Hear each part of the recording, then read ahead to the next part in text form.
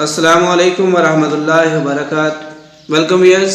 आज के लेक्चर में ओल्ड पेपर 2019 ग्रुप सेकंड के ऑब्जेक्टिव्स को सॉल्व करेंगे। क्वेश्चन नंबर 1 गिवन है product of matrix X Y and 2-1 is. ज़रबी हासिल इन दोनों कालमों का बराबर है। तो सबसे पहले इन दोनों को आपस में मल्टीप्लाई करवा देते हैं। गिवन मैट्रिसेस को एक्स वाई को और 2-1 को आपस में मल्टीप्लाई करने का जो तरीकाकार है, इस फर्स्ट एलिमेंट को हम 2 से मल्टीप्लाई करेंगे। 2 मल्टीप्लाई बाई एक्स, इसका कोफिशिएंट 1 है, 2 1 2 और साथ में x आ जाएगा 2x। ये y को इस -1 से मल्टीप्लाई करेंगे और प्लस करवा देंगे। सो ये प्लस माइनस माइनस y1 जा y1 आ जाएगा। 2x minus y is the correct option होगा इसका। सो गिवन ऑप्शन है हमारे पास 2x plus y, 2x minus x minus 2y, 2x minus y, x plus 2y। So correct option क्या है? 2x minus y। सो ये C is the correct option, 2x minus y। Question second, real part of 2ab into iota plus iota square is. Complex number 2ab into iota plus iota square का हकीकी हिस्सा है। तो देखिए सबसे पहले इसको कुछ सिंप्लीफाई करना पड़ेगा, देन इसको आपने आंसर बताना है। ऐसे डायरेक्टली 2ab नहीं बता देना, यहाँ पे कुछ इसका पार्ट सिंप्लीफाई करना पड़ेगा। सो देखें 2ab into iota plus iota square, इसमें आयोटा स्क्वायर की जो वैल्यू होती है स्टूडेंट वो क्या होती है? -1 के इक्वल होती है। आयोटा स्क्वायर हमने -1 के इक्वल लगा दिया, तो ये प्लस माइनस -1 आ जाएगा और बाकी 2ab को आयोटा से मल्टीप्लाई किया, 2ab आयोटा और -1 से करेंगे -2ab। और आपको मालूम होना चाहिए आयोटा का सिंबल, यानी ये वाला आयोटा का जो सिंबल है, ये जिसके साथ होगा वो इमेजिनरी पार्ट होता है, गैर हकीकी होता है। और बगैर आयोटा वाली जो होती है रकम वो क्या होती है? हमारी हकीकी हिस्सा होता है, उसका रियल पार्ट कहलाता है। तो अब देखिए इसका आंसर क्या होगा? -2ab। अलामत का भी साथ में आपने ध्यान रखना है, ये -2ab is the real part. So given question का जो करेक्ट ऑप्शन होगा 2ab -2ab, 2ab iota -2ab iota. तो आयोटा वाले तो हो नहीं सकते क्योंकि इनके साथ आयोटा आ रहा है, और यहाँ इन दोनों में से हमने अभी रिजल्ट निकाला है, कौन सा हो सकता है? -2ab। So B is the correct option, -2ab। Question number 3, log p minus log q is same as dash. अब देखिए ये दोनों लॉग डिफरेंस की फॉर्म में उन्होंने राइट कर दिए। तो आपको याद होगा ये यहाँ पे क्वेश्चन लॉ हम लगाते हैं, जब भी दो लॉग अलग-अलग से आ जाएं और उनके दरमियान माइनस आ जाए तो उनको वाहिद लॉग में लिखते वक्त क्या करते हैं? लॉग पहले वाली वैल्यू और डिवाइडेड बाई सेकंड, यानी उसको क्वोशंट की फॉर्म में हम लिख देते हैं। तो इसमें बनेगा log q अपॉन p। ये q तो सेकंड वाला है, ये नहीं है। q minus p minus q, ये भी नहीं हो सकता। log p दो बार log नहीं आ सकते इस तरह से। सो वाहिद log होना चाहिए और पहली वैल्यू ऊपर होनी चाहिए और दूसरे वाली नीचे आएगी जब भी यहाँ माइनस की साइन होगी। तो ये आपने ध्यान रखना है। तो इसका D ऑप्शन जो है वो हमारे पास क्या होगा? करेक्ट ऑप्शन होगा।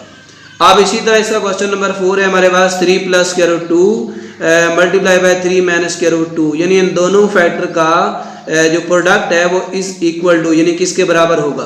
तो इन दोनों फैक्टर को हम मल्टीप्लाई करवा लेते हैं अलग से रफ में। सो ये बन जाएगा 3 + √2 इंटू 3 - √2। तो a plus b minus b formula लगाएंगे, 3 का स्क्वायर रहेंगे, -2 स्क्वायर रूट का अलग सा स्क्वायर करेंगे। 3 का स्क्वायर 9 और जजा स्क्वायर कैंसिल 2, 9 में से 2 माइनस किया 7, प्लस का 7 आंसर आ रहा है इसका।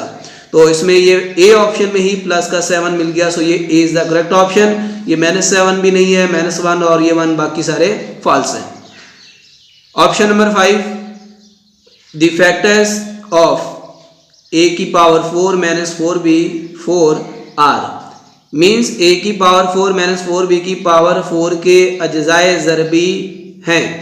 अब इसके हमने अज्जाए ज़रबी यानी फैक्टर बनाने हैं, तो उसके लिए देखिए सबसे पहले इसकी पावर को मैंने ब्रेक किया, a की पावर 4 को a की पावर 2 की पावर 2 में 2 2 4 लिख सकते हैं। इसको मैंने a की पावर 2 बना लिया। -4 को हम 2 का स्क्वायर राइट कर सकते हैं, b की 4 को b की 2, तो दोनों का स्क्वायर मैंने कॉमन में राइट कर दिया। अब आपको मालूम होगा a का स्क्वायर माइनस b का ये होल स्क्वायर, तो ये क्या होता है? एक बार प्लस में और एक बार माइनस में राइट करते हैं।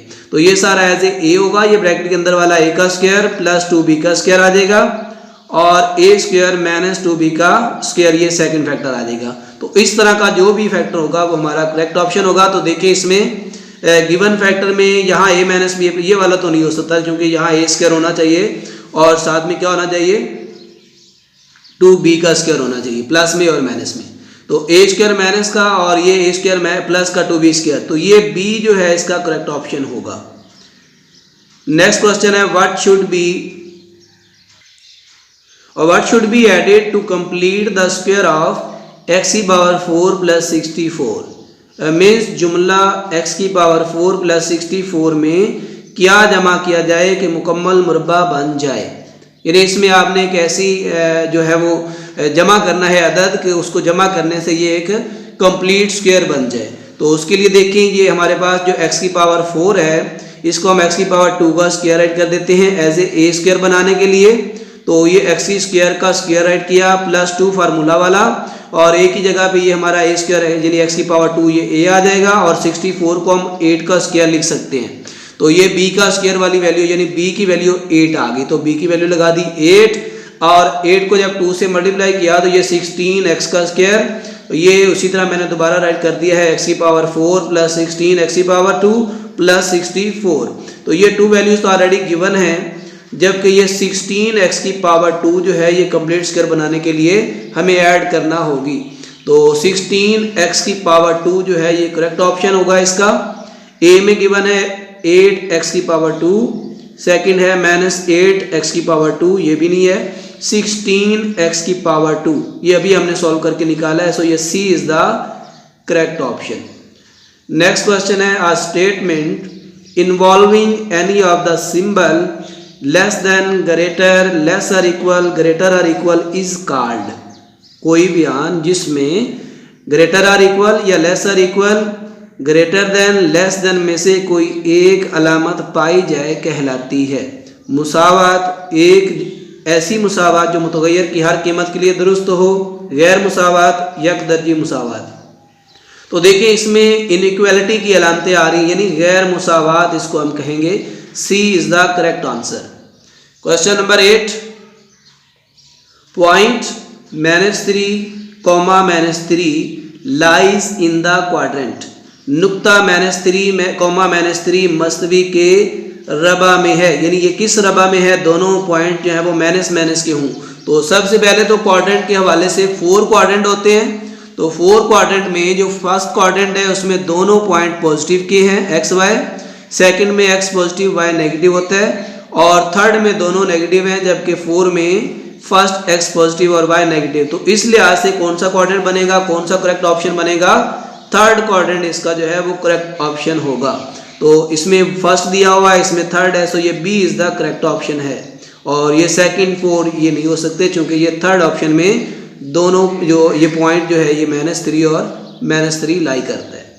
Question number 9, mid point of the points -2, and 2, -2 is, यानी नुकात का दरमियानी नुक्ता है।